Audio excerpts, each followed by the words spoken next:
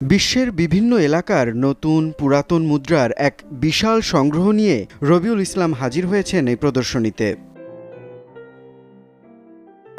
আদি যুগে যে অস্বাভাবিক যে মুদ্রাগুলো ছিল আমরা জানছি, কিন্তু কেমন মুদ্রা ছিল, যেমন এখানে দেখছি স্লেভ ব্রেসলেট মানি, দাস কেনা বেচায় যে কয়েনগুলো ব্যবহার হতো। দাস মানে মানুষ, তাদেরকে আমরা তো মনে করতে পারতাম যে মানুষ কেনা বেচা হচ্ছে, নিশ্চয়ই টাকা কয়েকটা কয়েন দিয়ে বিক্রি হচ্ছে।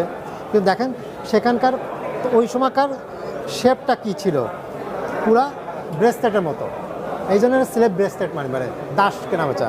আমার যেমন আছে আনইউজুয়াল মাল্টি কালার কয়েন, ওয়ার্ল্ডের বিভিন্ন রকম ভিন্ন টাইপের মুদ্রা, আবার আনইউজুয়াল হোল কয়েন, আবার একটা স্পেশাল টাইপের ব্যাঙ্ক নোট, যেমন কি ওই যে সবচেয়ে বৃহৎ ব্যাঙ্ক নোট আকারের, ক্ষুদ্র ব্যাঙ্ক নোট, এরকম আর কি।